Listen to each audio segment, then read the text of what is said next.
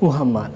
Kisah hidup Nabi berdasarkan sumber klasik, ditulis oleh Martin Lings atau Abu Bakar Siroj Al-Din, diterbitkan oleh Serambi Ilmu Semesta. Bagian 18. Quraisy bertindak. Pada masa awal keislaman, para sahabat Nabi seringkali pergi keluar bersama-sama menuju lembah sempit di luar Mekah. Di tempat itu, mereka dapat melaksanakan sholat berjamaah tanpa terlihat. Namun, pada suatu hari ketika mereka sedang sholat, segerombolan kaum musyrik datang dan secara kasar menghalangi mereka.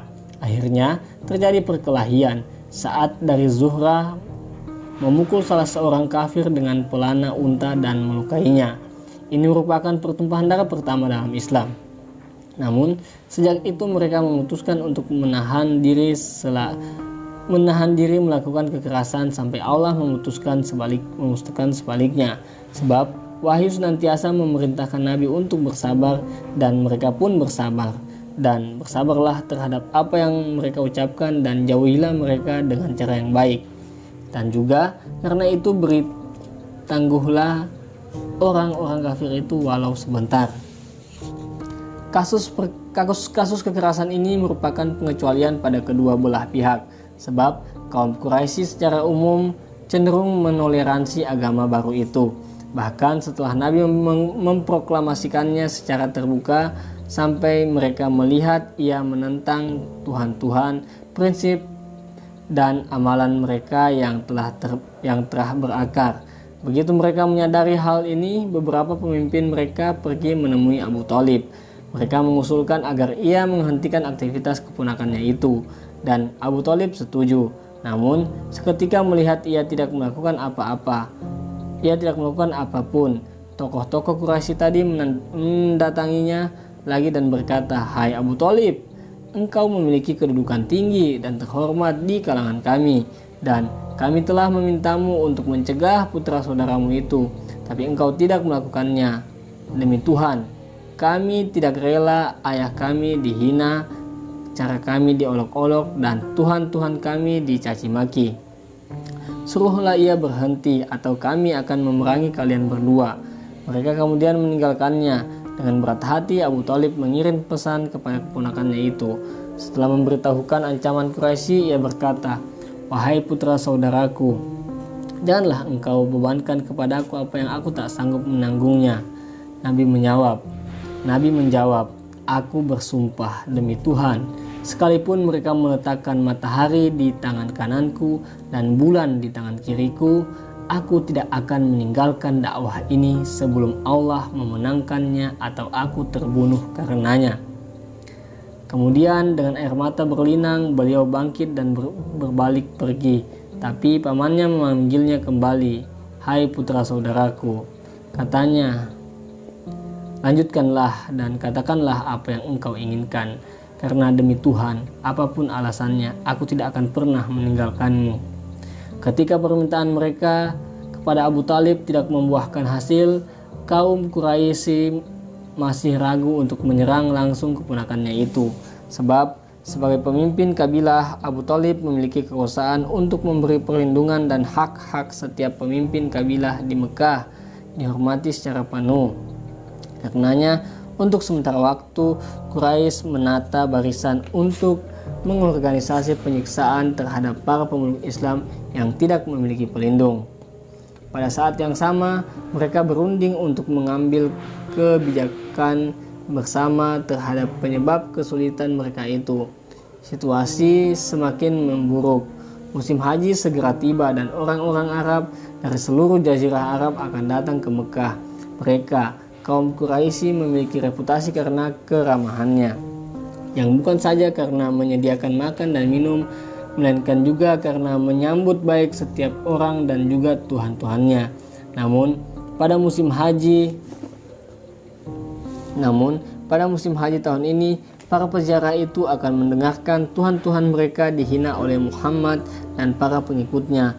Mereka akan didesak untuk meninggalkan agama nenek moyang mereka dan memeluk agama baru yang tampak memberikan sejumlah ketidakuntungan itu.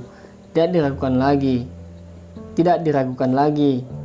Sebagian mereka pasti tidak akan datang lagi ke Mekah, yang bukan saja berpengaruh buruk terhadap aktivitas perdagangan, tetapi juga akan meruntuhkan kehormatan yang kini disandang oleh penjaga tanah suci ini, Quraisy. Yang terburuk, bangsa Arab mungkin akan bersatu untuk mengusir mereka dari Mekah dan mengangkat suku atau kelompok suku lain untuk menggantikan posisi mereka, sebagaimana yang dahulu dilakukan terhadap Khuza'ah dan yang dilakukan Khuza'ah terhadap Juhrum. Maka tidak boleh tidak mereka memberitahu para peziarah tersebut bahwa Muhammad tidak mewakili kaum Quraisy. Namun meskipun mudah untuk menyangkal kenabiannya, hal itu sekedar pernyataan pendapat dan secara tidak langsung justru menarik orang-orang untuk mendengarkan dakwah Nabi dan berarti memberi mereka kesempatan untuk memutuskan sendiri. Satu lagi perlu disebutkan sebagai tambahan, dan di sini terletak kelemahan kaum Quraisy. Sebagian mereka mengusulkan agar Muhammad disebut seorang dukun, sebagian lagi mengusulkan orang gila, sebagian yang lain penyair, dan ada pula yang mengusulkan sebagai tukang sihir. Mereka meminta pendapat Walid putra Mughirah, orang yang paling berpengaruh pada saat itu. Mana dari julukan ini yang paling tepat untuk Muhammad? Walid menolak semuanya, namun setelah berpikir ulang, ia memutuskan bahwa meskipun Muhammad bukan tukang sihir, tetapi setidaknya ia memiliki satu hal yang sama dengan penyihir. Ia mempunyai kekuatan yang mampu memisahkan anak dari ayahnya, atau dari saudara, atau istri, atau keluarga secara umum. Karena itu, Walid menganjurkan mereka untuk menyebarkan tuduhan bahwa Muhammad adalah tukang sihir yang berbahaya. Setelah setuju untuk mengikuti nasihat Walid, mereka memutuskan bahwa di luar kota, di sepanjang jalan menuju Mekah harus ada penjaga. Para peziarah mesti diberi peringatan untuk waspada terhadap Muhammad, karena mereka benar-benar tahu berdasarkan pengalaman bagaimana beliau begitu memikat hati orang yang melihatnya. Bukankah sebelum mulai berdakwah, beliau adalah seorang yang paling dicintai di Mekah? Lidahnya begitu fasih dan kehadirannya senantiasa menebarkan aura kemuliaan. Rencana mereka dilaksanakan dengan semangat yang bulat. Kendati demikian, setidaknya pada suatu kasus tertentu mereka telah gagal sejak awal. Seorang lelaki dari Bani Ghifar bernama Abu Dzar, suku yang tinggal di sebelah barat Laut Mekah, tidak jauh dari Laut Merah, mendengar kabar tentang Nabi dan tentang perlawanan terhadapnya. Seperti kebanyakan anggota sukunya, Abu Dzar adalah seorang perampok jalanan. Namun berbeda dengan mereka, ia beriman kepada keesaan Tuhan dan tidak mau menghormati berhala. Karena beberapa alasan, saudaranya Unais berangkat ke Mekah.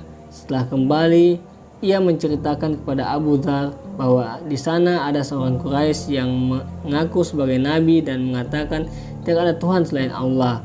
Lantas kaumnya memusuhinya. Abu Dzar segera berangkat ke mereka dengan keyakinan bahwa di kota itu ada seorang nabi. Pada saat kedatangannya, kaum Quraisy yang berjaga-jaga di perbatasan menceritakan semua yang ingin diketahuinya. Bahkan sebelum ia sempat bertanya, tanpa kesulitan ia menemukan jalan menuju rumah Nabi Muhammad. Dengan berbaring tidur di serambi rumahnya dengan wajah ditutupi jubah, Abu Dzar membangunkan beliau dan mengucapkan selamat pagi. Waalaikumsalam, sahut Nabi. Lantunkanlah ucapanmu, kata orang Badui itu. Aku bukan seorang penyair, kata Nabi, tetapi yang kuucapkan adalah Al-Quran. Al-Quran itu bukan perkataanku melainkan firman Allah. Bacakanlah kepadaku, kata Abu Dzar. Lalu Nabi membacakan kepadanya sebuah surah. Serta merta Abu Dzar berkata, aku bersaksi bahwa tiada Tuhan selain Allah dan Muhammad adalah utusan Allah.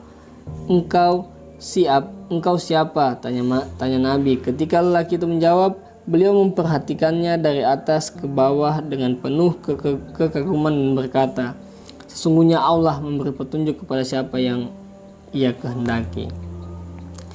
Kebanyakan orang Bani Ghifar adalah perompak. Setelah Nabi mengajarkan Islam, beliau menyuruh Abu Zar untuk kembali ke kaumnya dan menunggu perintahnya. Maka ia pun kembali ke Bani Ghifar dan banyak orang yang termasuk Islam melalui dia. Pada saat yang sama, Abu Zar meneruskan kebiasaannya sebagai perompak para musafir, terutama kepada kafilah-kafilah dari Quraisy. Namun sekarang ketika merampas kelompok kafilah, ia akan menawarkan untuk mengembalikan barang-barang mereka asalkan mereka bersedia bertransaksi atas keesaan Allah dan kenabian Muhammad. Pertemuan lain dengan Nabi juga menyebabkan keislaman Bani Daus yang seperti halnya Ghifar, merupakan sebuah suku di pinggiran sebelah barat Sufail. Salah seorang Daus setelah itu menuturkan bagaimana ia diperingatkan pada saat kedatangannya di Mekah untuk tidak berbicara dengan si penyihir Muhammad atau mendengar perkataan agar ia tidak terpisah dari kaumnya. Sufail adalah penyair dan orang terpandang di sukunya. Karenanya Quraisy memperingatkan dia dengan keras. Ia pun khawatir akan tertarik kepada Muhammad, sehingga sebelum memasuki masjid ia menyumbat telinganya dengan bahan katun. Nabi sedang berada di sana baru saja sholat. Seperti biasanya, di antara pojok Yamani dan Hajar Aswad menghadap ke arah Yerusalem. Di sudut Ka'bah sebelah tenggara, beliau melantunkan ayat-ayat Al-Quran dengan pelan, tetapi bacaan itu menembus telinga Tufail. Allah tidak akan melakukannya, katanya, tetapi dia ingin aku mendengar sesuatu yang dibacakan oleh orang tersebut. Aku mendengar kata-kata yang begitu indah, sehingga aku berkata kepada diriku sendiri, aku orang yang cerdas, seorang penyair dan dapat membedakan antara yang benar dan yang salah. Lantas, mengapa aku tidak mendengarkan perkataan orang ini? Jika perkataannya itu baik, aku akan menerimanya, jika tidak, aku akan menolaknya. Aku tetap tinggal sampai Nabi keluar dan segera mengikutinya.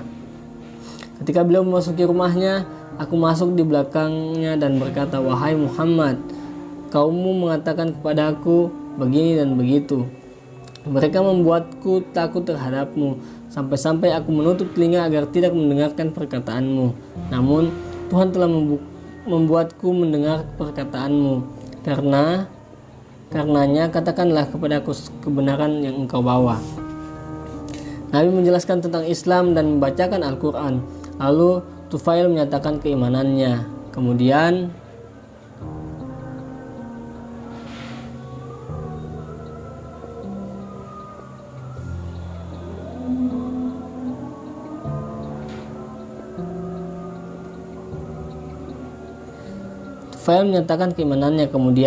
ia kembali kepada kaumnya berhasrat untuk mengajak mereka memeluk Islam. Ayah dan istrinya ikut masuk Islam, tetapi kaum Daus yang lain menolaknya. Ia kembali ke Mekah dengan sangat kecewa dan marah, lalu meminta Nabi agar melaknat mereka. Namun Nabi malah mendoakan mereka agar mendapat petunjuk dan berkata kepada Tufail, kembalilah engkau kepada kaummu, ajaklah mereka masuk Islam dan berlaku baiklah kepada mereka. Instruksi ini dilakukannya dengan sungguh-sungguh. tahun demi tahun semakin banyak keluarga Daus yang masuk Islam.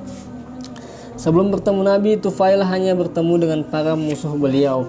Namun para pesejarah yang lain bertemu dengan para pengikut Nabi yang mengemukakan cerita yang berbeda dengan yang dikemukakan pada para musuhnya. Masing-masing mempercayai apa yang dia dengar. Akibatnya agama baru itu menjadi bahan pembicaraan, baik atau buruk di seluruh jazirah Arab. Namun tidak ada tempat lain yang lebih baik membicarakannya daripada Oasis atau Yastrib.